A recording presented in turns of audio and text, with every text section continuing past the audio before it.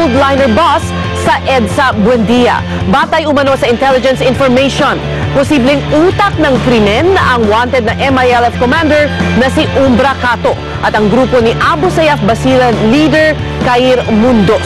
Magbabandila si Ron Gagala. Dumaan na sa interogasyon ng PNP ang driver na si Maximo Peligro at ilang opisyal ng Newman Goldliner bus. Kinausap ang driver tungkol sa posibleng katauhan ng suspect na nagtanim ng bomba. Kasabay nito, lumitaw sa nakalap na intel information ang posibilidad na si MILF Commander Umbra Cato ang utak ng pambobomba. Ganti raw ito ni Cato sa umano'y pagkaka-aresto ni MILF Commander Guerra sa Davao International Airport noong Setyembre. Si Guerra ang sinasabing tulay ng MILF sa Jemaah Islamiyah at sa Al-Qaeda. Sa isa pang intel report na kinukumpirma pa na bibilang umano ang mga nambomba sa Abu Sayyaf Group ni Emran Mutahain na mga tauhan naman ni Kair Mundos na tinuturing na pinuno ng Abu Sayyaf sa Basilan. Buwelta naman daw ito sa pinaigting na opensiba ng militar sa Basilan. We cannot say that until we finish our investigation. Ang Department of Justice naman sinusuri kung tama ang teorya na maaaring diversionary tactic ito para matabunan ang kontrobersyal na issue ng sunod-sunod na carnapping. Some kind of a diversionary tactic. There must be a connivance, conspiracy, or involvement from government, certain government officials or law enforcers. Nagdeklara na ang Makati ng araw ng pagluluksa at panalangin para sa mga nasawi sa pagsabog. Alas 2 naman itinakda ang memorial service sa 5 nasawi sa kanto ng EDSA at Buendia kung saan nangyari ang trahedya. Para sa Bandila, Ron Gagalak.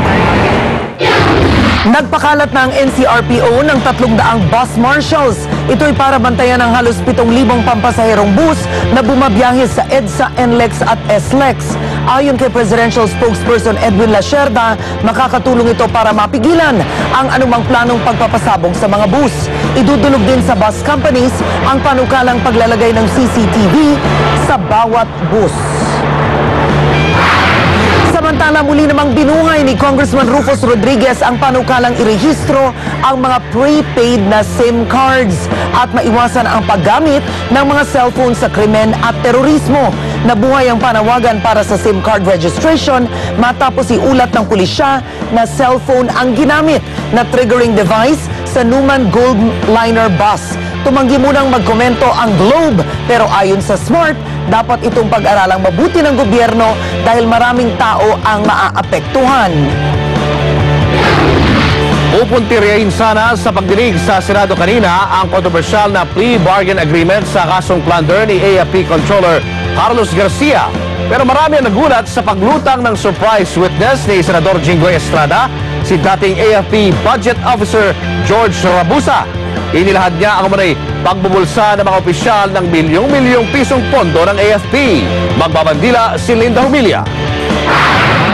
The person who wants to testify against these two gentlemen. Idinitalye ni Rabusa ang matagal na umanong kalakaran ng pagmamaniobra ng AFP budget. May sikretong pondo raw na tinawag na PCDA o Provision for Command-Directed Activities. Ang halaga, umaabot sa 40 milyong piso kada buwan. 5 milyon dito napupunta raw sa kung sino man ang AFP Chief of Staff. Dito rin daw kinukuha ang payola ng iba pang opisyal sa militar, civilian employees, maging ilang taga-media. At pagretiro ng Chief of Staff, anumang natira sa PCDA, ipinapabaon na sa kanya. Ang pabaon daw kay dating Chief of Staff at Defense Secretary Angelo Reyes, Not less than 50 million, Your Honor. Not less than 50 million, and that was in the year 2001. And we have to convert it into dollars. You have to convert it into dollars because it's very bulk.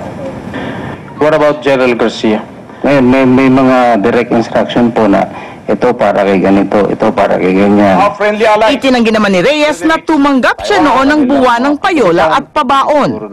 Para ho naman maklit po yung pangalan ko dahil ho, it's my name and my reputation that being attacked here. Pwede ho bang matanong natin kay Colonel Rabusa, kung ako po, nung Chief of Staff, ako po ba ay nagswapang? Ako po ba ay ganid? Ako po ba ay humingi na mas kinaano sa kanya. Kung swapang ka o ganit ka, ang issue dito, kung tumanggap ka ng pera sa sarili mong bulsa, kung tumanggap ka ng pera galing sa illegal, yun po ang issue dito. Meron pong kaming piniprepare para sa inyo na tinatanggap nyo naman po. If I may, No, you may not. No, you may not. Mistulang pinagtulungan naman sa pagdinig si Reyes dahil nakaharap pa niya ang ilang taong matindi ang galit sa kanya, si Estrada at si Senador Antonio Trillanes na namuno sa Oakwood Mutiny bilang protesta kay Reyes. if I may be allowed to finish, Senator Trillanes. No, I'm just trying to protect my reputation here.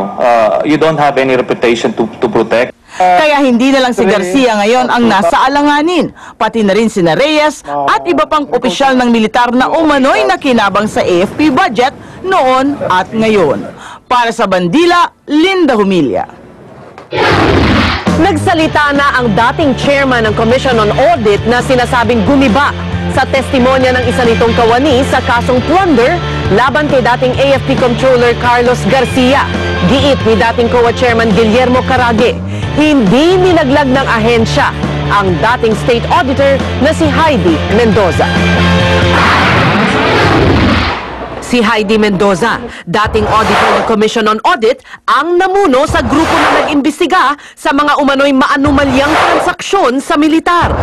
Oktubre 2004, nang ipahiram ni dating COA Chairman Guillermo Carage ang mga auditors kay dating Ombudsman Simeon Marcelo para sa pag-iimbestiga.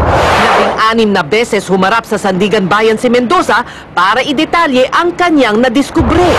Tulad ng 200 milyong pisong pondong galing sa United Nations na inilipat sa isang pribadong bangko mula sa account ng AFP sa UCPB.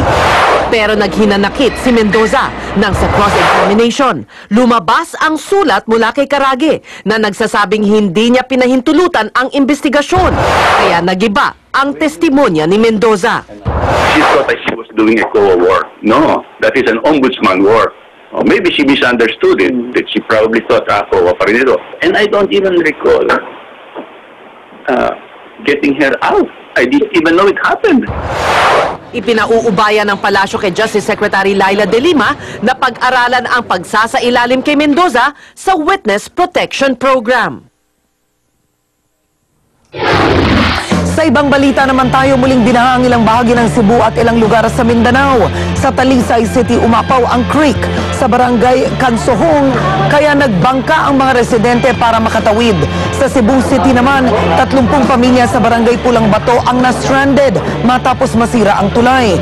May na-delay at may kinansila namang ilang flight sa Cebu dahil sa sama ng panahon. Bukod sa Cebu, binaha rin ang ilang bahagi ng Surigao at Butuan City sa Mindanao. Isinailalim sa Alert Level 2 ang Surigao del Norte at Surigao City dahil sa malakas na pag-ulan kanina. Sa Butuan City, umabot sa 2 hanggang 3 talampakan ang itinaas ng tubig kaninang umaga. Nakabantay ang mga rescue teams dahil sa patuloy na pag-ulan sa lugar. At susunod na proseso ng iligal na pagpaparehistro ng mga sasakyang nakarnap, ilalantad.